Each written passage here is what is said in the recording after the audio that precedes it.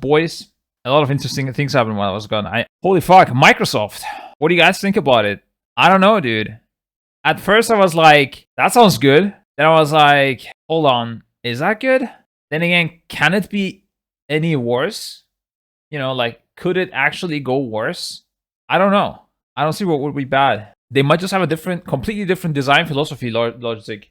I mean, technically, they could cancel WoW, right? Like, I don't think they're gonna do that. It would be stupid as fuck. But you know, if they have a completely different purpose, maybe they use that team to develop a new MMORPG. Maybe go for WoW 2.0. Like, these drastic decisions could be made in these moments of time, you know. So I'm not sure what's next. I don't think they would try to go for something stupid. They invested so much money into it, right? It's not like they just the company just changed hands for fun so they can fuck it up. So surely they have a plan. I just hope that it's a good plan. I don't think it's going to change on the next patch, but for the next expansion, there might already be, even though it's technically, you know, the deal has not gone through, it might still change. There might be some preliminary changes in design choices or roadmap changes. You know, Ian needs to go. Well, the thing is, the question is always, right, is Ian or Ian, is he the bad guy or is he the guy that's forced to do stupid shit? I never know. I really struggle to figure that out to this day. He's certainly not truthful. I do not believe that he believes what he says. He is definitely dodging some lasers. And the question is he being put into that position to have to dodge lasers and he has no, you know, no decision power, let's say? At the same time, you know, there are better ways to do certain things, like getting more playtime from players or making more money off of subscriptions, but at the same time still make the game good, in which he most likely would have the power. So he's certainly not doing an insanely great job. I don't know. Really hard to say. What I think about Ian is it's hard to tell. You would need to really know inside the company what's going on to be able to make these calls. You know, I know it from ourselves when people say things about how we run the guild or what we could do better. And I'm just like thinking, like, these guys have absolutely no fucking clue. So that's probably what Blizzard employees are thinking about us, or especially the people at the higher positions. So I don't know. It's very hard to tell things about specific people. However, you can see the big picture from the outside as well. Big picture is that they've been milking WoW for a long time, and now with this acquisition, I mean, yeah, the question is, are they going to continue milking WoW, or are they planning to develop it into something better? Let's hope it's the second one. What do you guys think of the Microsoft thing? First of all, are we getting something good out of this or something bad? Things that best case scenario things that can happen, and worst case scenario things. Worst case, nothing happens. True, it can't go worse, right? Nothing happens. I don't think there's a chance that they will like just straight up cancel WoW or something like that. They could try to adjust WoW. Like, I don't know how it is right now. Can you play WoW on an Xbox? No, eh?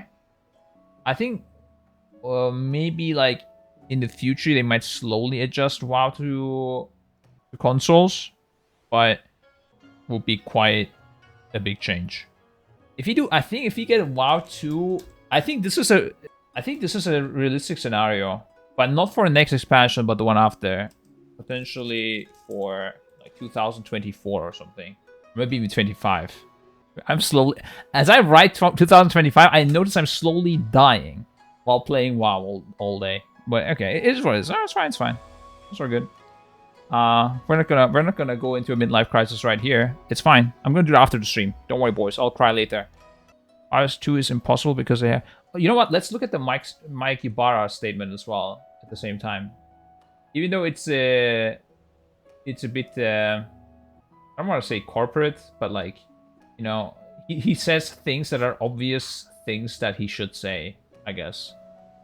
But at the same time, you know, there's a reason those things are obvious, because they need to get done. So I don't know what to think of it.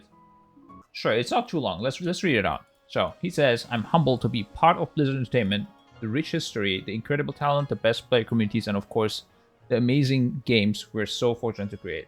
I've been leading Blizzard for a couple of months now, and in addition to the exciting news this week, which is a Microsoft acquisition. I'm gonna guess. I didn't click it, but it must be it. Yeah, it is. I can see it on the link.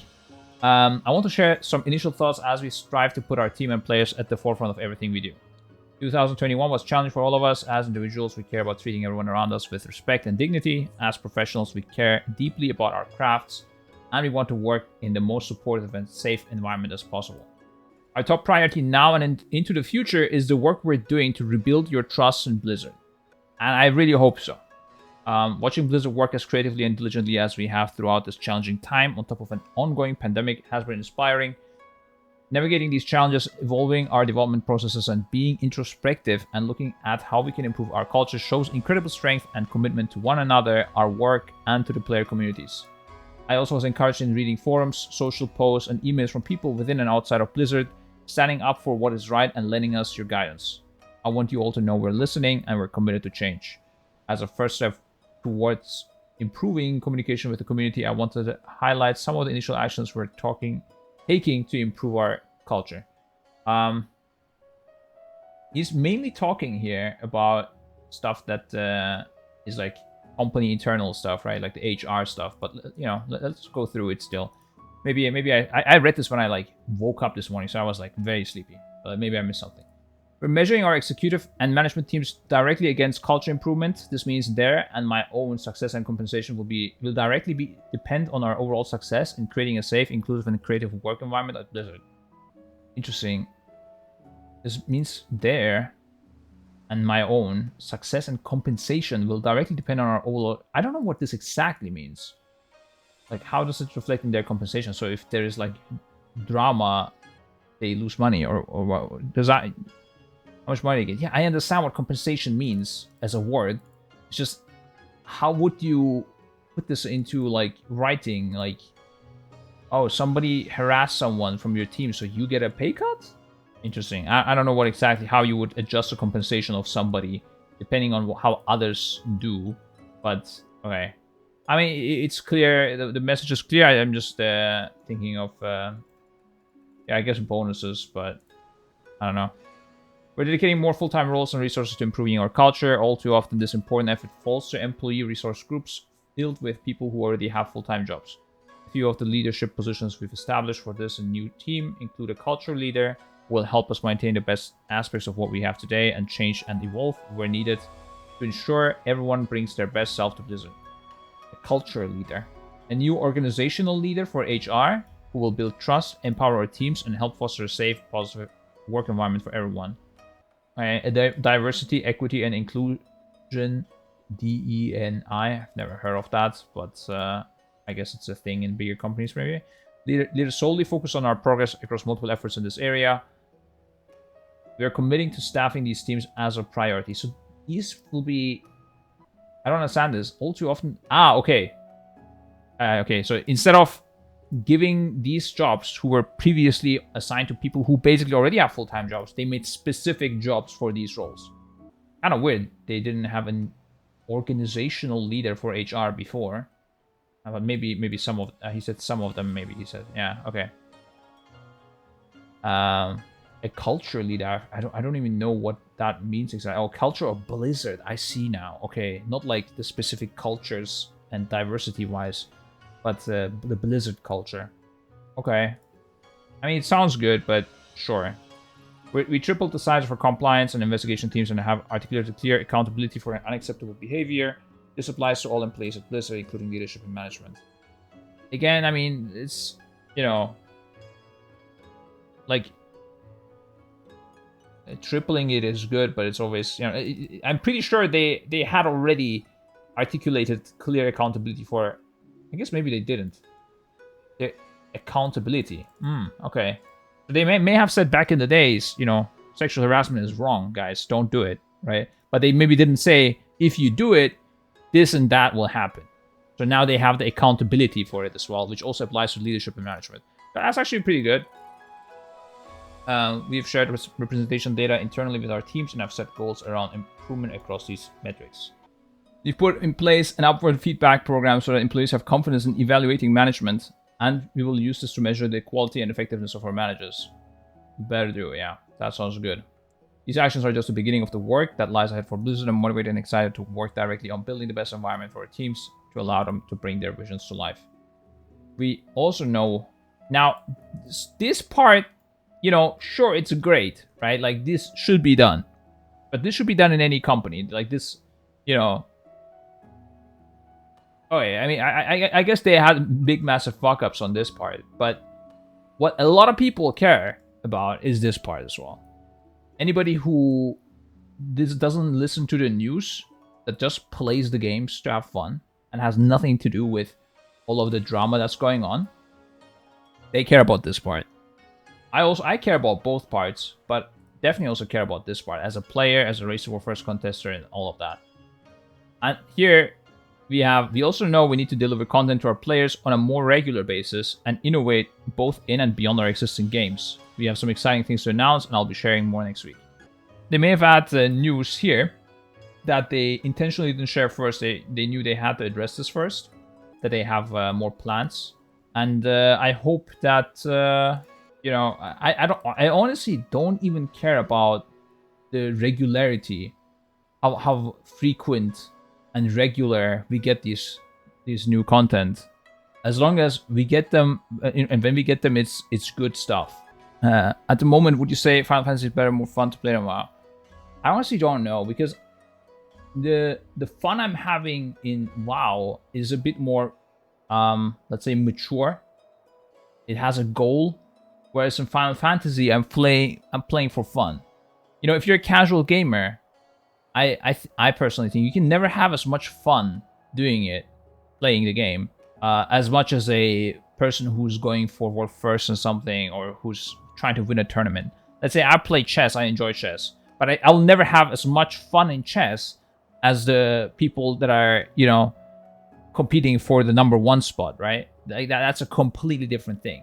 So in WoW, I have this different kind of fun. That fun comes with pain, it comes with a lot of time requirements, and it comes with a lot of motivation, with failure. Whereas in Final Fantasy, you know, I don't give a shit. If you get work 200, I'm still having fun. But because the other things are missing, it's not the same thing. So I can't compare the two. Yeah, the satisfaction is definitely different.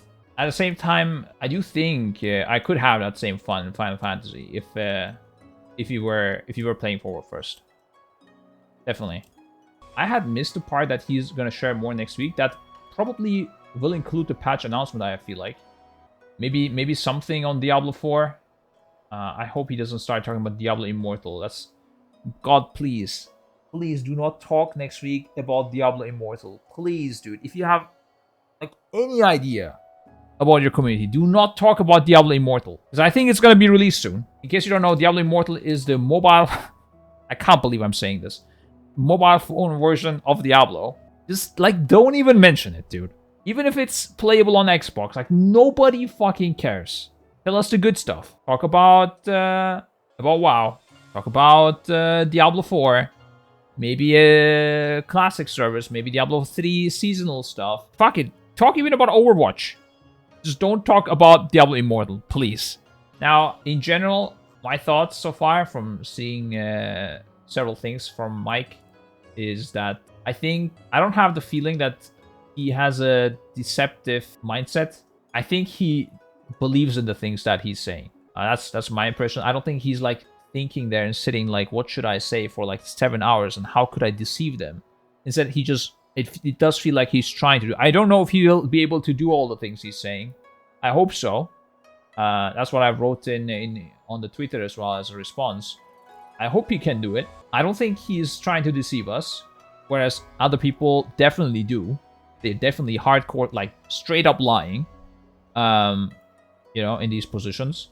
And yeah, best of luck to him. Looking forward to see what happens. And I hope I'm not wrong, boys. If he sees things about Diablo Immortal next week, I'm probably wrong. Really, if he just says like Diablo Immortal coming out, it's going to be available on Xbox, I'm going to lose my fucking mind, I think. At that point, you will just find me sometimes like logging in and doing treasure maps in Final Fantasy in peace. And people will look back like, what happened to Scripe? Like, I don't know, he just suddenly disappeared. We don't know. I heard he's playing Diablo Immortal.